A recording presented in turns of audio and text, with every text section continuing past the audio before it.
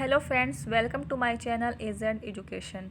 Friends, आज मैं आपके लिए लेकर आई हूँ टेंसेस। तो पहला क्वेश्चन ये है कि टेंसेस क्या हैं। देखिए फ्रेंड्स, किसी भी वाक्य का, किसी भी सेंटेंस का टाइम पता लगाना, समय पता लगाना कि ये सेंटेंस किस समय की बात कर रहा है, उसको टेंस कहते हैं। यानी कि टेंस से हमें किसी भी सेंटेंस के समय का पता चलता है। तो टेंसेस तीन तरह के होते हैं: present tense, past tense and future tense.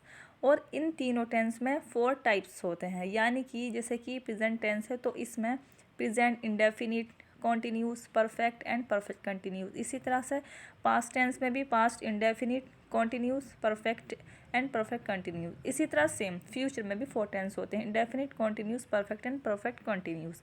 तीनों टेंस में, प्रेजेंट में भी, पास्ट में भी और फ्यूचर में भी 4 टाइप के टेंसेस बनाए जाते हैं। इसको आइए थोड़ा विस्तार से समझते हैं। फ्रेंड्स, टेंस समझने से पहले हमें समझना पड़ेगा कि क्रिया क्या है और क्रिया के कितने रूप हैं। फ्रेंड्स, किसी काम का करना होना क्रिया होती है, जैसे आपको पहले से मालूम होगा। और इसके 3 रूप होते हैं, 3 फॉर्म होती हैं: फर्स्ट, सेकंड और थर्ड। और टेंस के अंदर इन तीनों फॉर्मों का यूज़ किया जाता है। यानी कि अगर आप टेंस को समझ रहे हैं, पढ़ रहे हैं या बोल रहे हैं तो आपको इन तीनों क्रिया की, इस तीनों फॉर्म का पता होना बहुत ज़रूरी है। जैसे कि डू की सेकंड फॉर्म डिड होती है और थर्ड फॉर्म डन होती है। इस तरह गो, वेंट, गोन। तो इसी तरह बाकी क्रिया की फॉर्म्स होती हैं। उसके अलावा टेंस में यूज़ होती है हेल्पिंग वर्ब। हेल्पिंग वर्ब बहुत इंपॉर्टेंट है टेंस के में। ज़्यादातर बल्कि सभी टेंस में हेल्पिंग वर्ब यूज़ होता है। और हेल्पिंग वर्ब के ज़रिए ही हमें पता चलता है कि ये टेंस किस समय की बात कर रहा है और किस समय के कौन से टेंस की बात कर रहा है। जिस तरह से इज़, एम, आर जो प्रेजेंट है उसका जो पास्ट फॉर्म हो जाएगी वॉज, वर। डू, डस की पास्ट फॉर्म होती है डिड। हैज़, हैव की पास्ट फॉर्म होती है हैड। और कैन की कुड। इसी तरह बाकी दूसरे हेल्पिंग वर्ब्स की पास्ट फॉर्म भी होती है जो आपको याद करनी ज़रूरी है। तीनों प्रकार के टेंस के 4 टाइप्स होते हैं, ये मैंने अभी आपको बताया था। प्रेजेंट, पास्ट, फ्यूचर तीनों के इंडेफिनिट होते हैं, जिनको हम सिंपल टेंस भी कहते हैं। और इन तीनों के कॉन्टीन्यूस होते हैं। प्रेजेंट, पास्ट एंड फ्यूचर के परफेक्ट होते हैं, परफेक्ट कंटिन्यूस होते हैं। ये जो मैंने ये लिखा है, सिर्फ इसको अच्छे से समझ लीजिए, आपको पता चल जाएगा कौन से टेंस में कौन से टाइप्स होते हैं। तो पहला टेंस होता है, अगर हम बात करें प्रेजेंट में, तो प्रेजेंट सिंपल टेंस, ये पहले टेंस है। इनके अंतर्गत शब्दों के आखिर में अधिकतर ता है, ती है, ते हैं जैसे शब्द आते हैं। लेकिन फ्रेंड्स, ये ज़रूरी नहीं है कि हर सेंटेंस के आखिर में ता है, ती है, ते है शब्द आएँ। अगर कर्ता यानी सब्जेक्ट सिंगुलर हो तो वर्ब में एस या ईएस जोड़ देते हैं। आइए एग्जाम्पल के साथ हम समझते हैं। वह आता है, यानी जो वह है वो सिंगुलर है, तो इसकी इंग्लिश हो जाएगी ही कम्स। यानी सिंगुलर के साथ जो वर्ब लगेगी, प्रेजेंट इंडेफिनिट टेंस में जो सिंगुलर के साथ जो सब्जेक्ट है सिंगुलर, उसके साथ जो वर्ब लगेगी उसमें एस या ईएस जुड़ जाएगा। सेकंड एग्जाम्पल है, वह झूठ बोलते हैं। इसकी इंग्लिश हो जाएगी दे लाई। यानी कि जो इसमें सब्जेक्ट है वो दे है, यानी एक से ज़्यादा है, इसलिए वर्ब में हमने एस नहीं लगाया है। यानी फ्रेंड्स, जो प्लूरल होंगे उसमें उसकी वर्ब में एस नहीं लगेगा, सिर्फ सिंगुलर की ही वर्ब में एस लगेगा, एस या ई एस लगेगा। थर्ड एग्जाम्पल है, क्या तुम उसे जानते हो? Do you know him? Friends, जो भी इंटरोगेटिव सेंटेंस यानी किसी भी टेंस का, फ्रेंड्स बहुत इंपॉर्टेंट बात मैं आपको बता रही हूँ किसी भी टेंस का इंटरोगेटिव सेंटेंस यानी क्वेश्चन वाला सेंटेंस में अगर क्या आए, क्वेश्चन के अंदर क्या आए, तो इंग्लिश, अगर उसकी इंग्लिश हम बना रहे हैं तो उसमें हेल्पिंग वर्ब शुरू में आता है। अगर हम हेल्पिंग वर्ब शुरू में लगाते हैं तो उसके अंदर क्या जुड़ जाता है। जैसे कि थर्ड एग्जांपल है, क्या तुम उसे जानते हो, तो इसमें जो हेल्पिंग वर्ब है इन सेंटेंस में वो डू है, तो डू शुरू में आ जाएगा। Do you know him. Fourth example है, तुम मेरी बात क्यों नहीं मानते हो। देखो इसमें क्यों है, क्वेश्चन वर्ड जो है उसमें क्यों है यानी क्या नहीं है, तो इसमें क्यों का इंग्लिश लगेगी यानी वाई लगेगा। Why don't you obey me, तुम मेरी बात क्यों नहीं मानते हो। Some different sentences. फ्रेंड ये सेंटेंस वो है जिनमें ताहती है नहीं है, यानी कि प्रेजेंट इंडेफिनिट में ताहती है आता है, ऐसा ज़रूरी नहीं है, ये कुछ डिफरेंट सेंटेंसेस है। जैसे कि मैं आपसे सहमत हूँ, I agree with you. Friends यहाँ पे आई लगाना मैं भूल गई हूँ, sorry. I agree with you, हमें आपकी मदद की ज़रूरत है। We need for your help. मुझे उम्मीद है, आई होप, मुझे उम्मीद है, आई होप। उसे उम्मीद है, देखिए फ्रेंड्स उसे उम्मीद है या ये सिंगुलर है तो ही होप्स, इसमें एस लग गया है।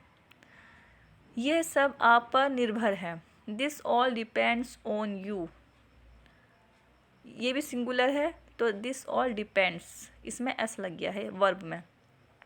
वह इस कंपनी का प्रमुख है, वह इस कंपनी का प्रमुख है, ये भी सिंगुलर है, सब्जेक्ट इसमें सिंगुलर है तो ही हेड्स दिस कंपनी।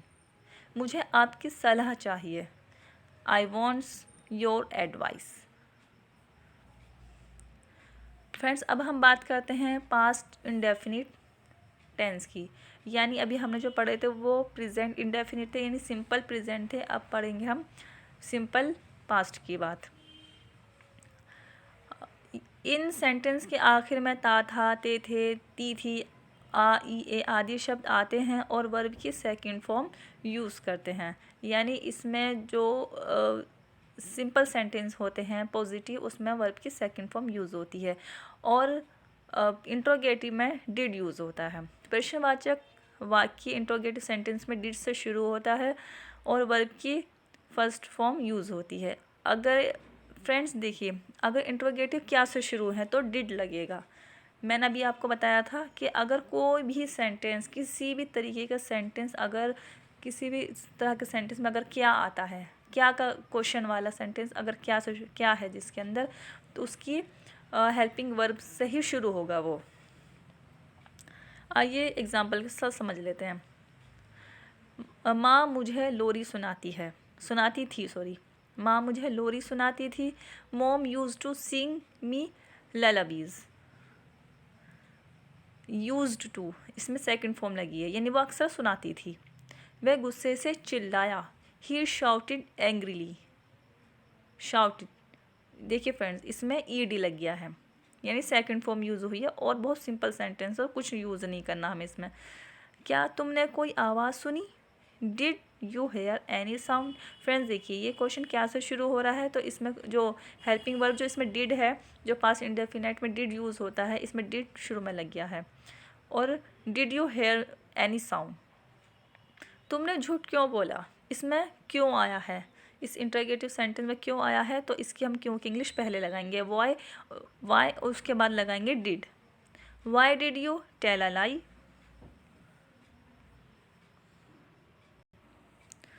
नेक्स्ट है इंडेफिनिट का है फ्यूचर सिंपल टेंस। तीनों इंडेफिनिट पढ़े हमने, सिंपल पढ़े यानी कि पहले प्रेजेंट फिर पास्ट, अब फ्यूचर पढ़ेंगे, ये भी सिंपल है। मैं उससे सॉरी, इन सेंटेंस के अंत में गा, गी, गे आदि शब्द आते हैं और सब्जेक्ट के बाद विल का यूज़ होता है, फिर क्रिया की पहला रूप आता है, यानी subject plus will plus verb की फर्स्ट फॉर्म। एग्जाम्पल देख लेते हैं फ्रेंड्स। मैं उससे कल मिलूँगा, मैं आई मिलूँगा, गा फ्यूचर के लिए विल यूज़ होता है क्योंकि फर्स्ट पहले सब्जेक्ट आएगा फिर विल आएगा, आई विल हो गया, उसके बाद वर्ब की फर्स्ट फॉर्म आएगी यानी कि मीट हो गया, आई विल मीट। उसके बाद जिसके बारे में हम बात कर रहे हैं him, I will meet him tomorrow. Second है हम मैच जीतेंगे, we will win the match. Subject plus will plus verb की first form, we will win the match.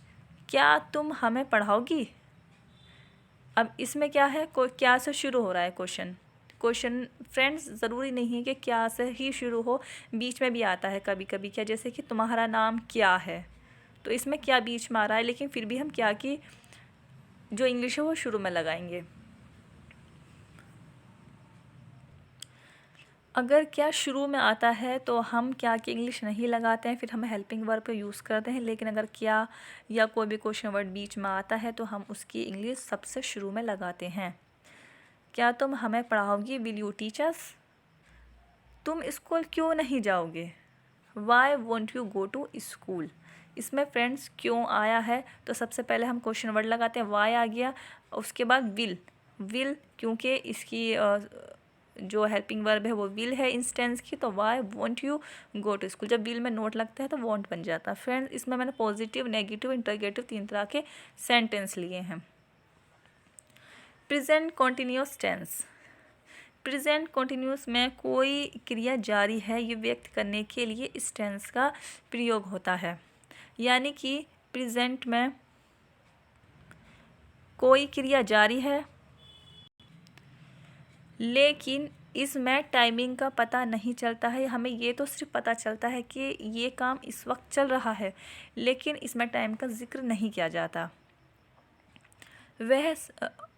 वह सच बोल रही है, she is telling the truth. इसका जो स्ट्रक्चर मेकिंग है वो सब्जेक्ट है प्लस इज़-एम-आर है और प्लस वर्ब की फर्स्ट फॉर्म के साथ आईएनजी लगाना है। बहुत सिंपल है, बहुत सिंपल। मैं तुम्हें मूर्ख नहीं कह रहा हूँ, आई एम नॉट। आई सब्जेक्ट हो गया, एम लगेगा, आई के साथ एम लगता है, उसके बाद नेगेटिव है तो नोट लगेगा, और उसके बाद वर्ब की फर्स्ट फॉर्म लगेगी कि कॉल, उसके साथ आईएनजी लग जाएगा, यानी calling. I am not calling you a fool. तुम क्या ढूंढ रहे हो, what are you looking for? देखो फ्रेंड्स, इसमें इस सेंटेंस में क्या बीच में आया है, यानी तुम के बाद क्या आया है, तो इसमें हमने क्या की इंग्लिश, यानी जो क्या की इंग्लिश वॉट होती है, हमने वॉट सबसे शुरू में लगाया है, यानी कि यहाँ पर हमने विल नहीं लगाया। अगर क्वेश्चन में क्या शुरू में आता तो हमें विल से शुरू करना पड़ता इसकी इंग्लिश, लेकिन यहाँ क्या बीच में आया है तो हमने क्या की इंग्लिश यानी वॉट हमने शुरू में लगाया है। तुम क्या ढूंढ रहे हो, what are you looking for? वह किस डॉक्टर के पास जा रहा है, which doctor is he going to? Past continuous tense. इन सेंटेंस के द्वारा किसी काम के पास्ट में जारी रहने का पता चलता है, यानी जो प्रेजेंट कॉन्टिन्यूअस टेंस हमने पढ़े थे उसमें सेम है फ्रेंड्स, सिर्फ उसमें प्रेजेंट में किसी काम के जारी रहने का पता चलता है, और ये पास्ट कॉन्टिन्यूअस है। कॉन्टिन्यूअस का मतलब होता है जारी रहना। पास्ट है तो इसमें पास्ट में कोई काम जारी रहने का पता चलता है। इन सेंटेंस का यूज़ किया जाता है पास्ट में कोई काम जारी रखने के लिए। सेंटेंस के अंत में रहा था, रही थे आदि शब्द आते हैं, जैसे कि हवा चल रही थी, द वाइंड वॉज ब्लोइंग। वह कतार में खड़ा था, he was standing in a Q. Singular के साथ वॉज लगाना है और प्लूरल के साथ वर लगाना है। वह कतार में खड़ा था, वह यानी कि ही सिंगुलर है, और था सब्जेक्ट है वॉज वर आएगा, तो था वॉज हो जाएगा इसकी इंग्लिश, तो he was standing in a queue. वह तुम्हारी बुराई नहीं कर रहा था, he was not backbiting of you. तुम झूठ क्यों बोल रहे थे, तुम झूठ क्यों बोल रहे थे, इसमें क्यों की इंग्लिश पहले लगेगी, यानी कि why were you lying. Future continuous tense. अब ये सेंटेंस कौन से होते हैं, इसमें सेम प्रेजेंट और पास्ट की तरह इसमें फ्यूचर में किसी काम के जारी रहने का पता चलता है, यानी फ्यूचर में हम जिस वक्त की बात कर रहे हैं यानी कि उस वक्त वो काम जारी रहेगा। सेंटेंस के आखिर में रहा होगा, रही होगी, रहे होंगे आदि शब्द आते हैं। वह तुम्हारा इंतज़ार कर रहा होगा, he will be waiting for you. बच्चे खेल रहे होंगे, children will be playing. Friends इसमें बी का यूज़ होता है क्योंकि ये होगा किसी काम के होने ना होने के लिए बी का यूज़ करते हैं, इसीलिए इसमें बी का यूज़ किया जाता है विल के बाद। मुझे पता है वे नहीं पढ़ रहे होंगे, I know that they won't be studying. Rahul क्या कर रहा होगा, what will Rahul be doing. इसमें क्या बीच में आया है, जैसे कि मैंने आपको बताया है, अगर क्या बीच में आता है तो उसकी इंग्लिश शुरू में वॉट लगाते हैं, और अगर शुरू में क्या आता है तो फिर हेल्पिंग वर्ब ही यूज़ होता है। हेल्पिंग वर्ब क्या है इसका, विल या शैल। राहुल क्या कर रहा होगा, what will Rahul be doing. Present perfect tense, इन सेंटेंस के ज़रिए हमें पता चलता है, अगर हम प्रेजेंट की बात कर रहे हैं, प्रेजेंट परफेक्ट है, यानी कि प्रेजेंट में जब कोई काम हो चुका होता है, हो गया होता है, तब हम इस टेंस का यूज़ करते हैं। सेंटेंस के आखिर में चुका था, चुके थे, चुकी थी, या ए आदि शब्द आते हैं। सेंटेंस स्ट्रक्चर है subject plus has have plus verb की थर्ड फॉर्म। एग्जाम्पल देख लेते हैं। हमारे बॉस ने मीटिंग बुलाई है, our boss has called a meeting. Boss इसमें सब्जेक्ट है, मीटिंग बुलाना जो है वर्ब है, इसमें थर्ड फॉर्म आती है, कॉल्ड आया है, हैज़ कॉल्ड यानी मीटिंग बुलाई है, यानी बुला चुके हैं, काम हो चुका है, इसलिए our boss has called a meeting. तुम बहुत बदल गए हो, यानी तुम बदल चुके हो, यानी ये काम हो चुका है। तो यू मतलब तुम, हैव चेंज्ड हैज़ हैव के साथ वर्ब की थर्ड फॉर्म आती है, तो ये प्लूरल है तो इसमें हैव लगेगा। हैव चेंज्ड अ लॉट, यानी तुम बहुत बदल गए हो।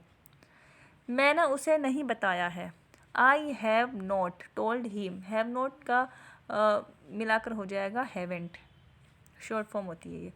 क्या वह तुम्हें भूल चुका है, ये क्वेश्चन है, क्या इसमें आया है शुरू में, तो इसलिए हैज़ जो इसका हेल्पिंग वर्ब है प्रेजेंट परफेक्ट टेंस के, वो हैज़ शुरू में आएगा।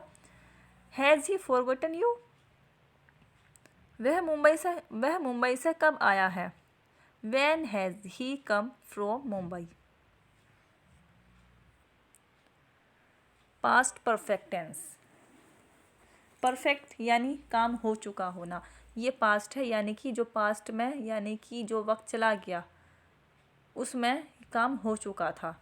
सेंटेंस के आखिर में चुका था, चुकी थी, चुके थे, या था, ई थी, ए थे आदि शब्द आते हैं। स्ट्रक्चर है इसका सब्जेक्ट प्लस हैड और वर्ब की थर्ड फॉर्म। वह आया था, ही हैड कम। बहुत सिंपल है फ्रेंड्स, सिर्फ समझने की थोड़ी सी ज़रूरत है। बहुत सिंपल होते हैं सेंटेंस, जिसमें अक्सर जो स्टूडेंट है वो कंफ्यूज रहते हैं। सिर्फ आपको ध्यान से समझना है इसको, और जो सेंटेंस स्ट्रक्चर है, जो स्ट्रक्चर मेकिंग है, इस चीज़ को समझ लेना, और उसके बाद आप सेंटेंस आराम से बना सकते हो। तुम उसे भूल चुके थे, you had forgotten him. You इसमें सब्जेक्ट है, हैड फॉरगॉटन ये इसलिए आया है क्योंकि हैज़ वो पास्ट है तो हैड हो जाएगा। हैज़ हैव का प्रेजेंट में हैज़ हैव आता है, और उसे हिम। मैंने उससे नहीं पूछा था, I had not asked him. क्या उसने तुम्हें वचन दिया था, had he given you a promise. तुम वहाँ क्यों गए थे, why had you gone there. Future perfect tense, इन सेंटेंस के ज़रिए हमें भविष्य में किसी निश्चित समय, कोई खास समय से पहले कोई क्रिया पूरी हो गई होगी का पता चलता है, यानी फ्यूचर में कोई काम हो चुका होगा, इसका पता चलता है। सेंटेंस के अंत में चुका होगा, चुकी होगी, चुके होंगे, ई ए आदि शब्द आते हैं। इसका स्ट्रक्चर है subject plus will plus have plus verb की थर्ड फॉर्म। बस छूट गई होगी, the bus will have left. उसने ये खबर नहीं सुनी होगी, he will haven't heard this news. क्या वह सो चुका होगा, विल ही हैव स्लेप्ट। क्या अध्यापक पढ़ा चुके होंगे, will teacher have taught. Perfect continuous, present perfect continuous tense, इसमें कोई काम पास्ट में शुरू होकर अभी भी जारी है, या अभी ख़त्म हुआ है, या अभी ख़त्म होने वाला है का पता चलता है। जैसे इसका स्ट्रक्चर मेकिंग है subject plus has have plus been और वर्ब की फर्स्ट फॉर्म के साथ आईएनजी। वह आजकल बहुत पढ़ाई कर रहा है, यानी कि ये काम कभी पहले से शुरू हुआ होगा और प्रेजेंट में चल रहा है और आगे कब ख़त्म होगा इसका पता नहीं है, या फिर ख़त्म होने वाला होगा। He has been studying hard recently. Subject के बाद हैज़ हैव लगेगा, सिंगुलर है तो हैज़ और प्लूरल है तो हैव लगेगा, उसके साथ बीन लगेगा और स्टडिंग वर्ब के साथ आईएनजी लगेगी। मैं 2 घंटे से लाइन में खड़ा हूँ। I have been standing in the queue for 2 hours। वह 2 वर्षों से यहाँ नहीं रह रहा है, ये नेगेटिव है। He has not been living here for 2 hours। तुम इस घर में कब से रह रहे हो? How long have you been living in this house. Past perfect continuous tense. भूतकाल के किसी खास समय से पहले शुरू हुआ हो और उस समय भी जारी हो या उस समय तक जारी हो। Subject plus had been plus verb की फर्स्ट फॉर्म के साथ आईएनजी। बर्फ़ दिन भर लगातार गिरती रही थी, यानी ये काम पास्ट में होता रहा था। The snow had been falling continuously all day. बच्चे 7 बजे से खेल रहे थे। Children had been playing since 7 o'clock। मैं शुक्रवार से इस प्रोजेक्ट पर काम नहीं कर रहा था। I had not been working in this project since Friday. क्या वह 2 दिनों से नहीं आ रही थी? Had she not been coming for 2 days। और फ्रेंड्स, ये है last future perfect continuous tense. Perfect continuous का मतलब होता है कोई काम इस टाइम से इस वक्त तक जारी रहना। फ्यूचर के किसी खास समय से पहले कोई काम शुरू हुआ हो और उस समय भी जारी रहेगा या समाप्त होगा। Subject plus will have been और प्लस वर्ब की फर्स्ट फॉर्म के साथ आईएनजी। फ्रेंड्स, इसमें प्रेजेंट परफेक्ट जो होता है प्रेजेंट परफेक्ट, उसमें सब्जेक्ट के साथ हैव बीन लगता है, हैज़ हैव बीन, और वहीं पर पास्ट में हैड बीन लगता है और फ्यूचर में है विल लग जाता है, क्योंकि विल और शैल के ज़रिए ही पता चलता है कि फ्यूचर टेंस है। विल ज़्यादातर सब इस टेंस में फ्यूचर के लगता है। वह 2 घंटे से तुम्हारा इंतज़ार कर रहा होगा। He will have been waiting for you for 2 hours। Seema सुबह से खाना नहीं पका रही होगी। Seema will have not been cooking for since morning. तुम 2 घंटे से उपन्यास क्यों पढ़ रहे होंगे? Why will you have been reading a novel for 2 hours। Friend, इसमें पॉजिटिव, नेगेटिव, इंटरगेटिव तीनों तरह के मैंने सेंटेंस बनाए ताकि आप अच्छे से इसको पढ़ लें और समझ लें। फ्रेंड्स, अगर आपको मेरी ये वीडियो समझ में आई है और अच्छी लगी तो प्लीज़ इसे लाइक शेयर ज़रूर कीजिएगा और अपने कमेंट बॉक्स में ज़रूर बताइएगा। Thank you friends.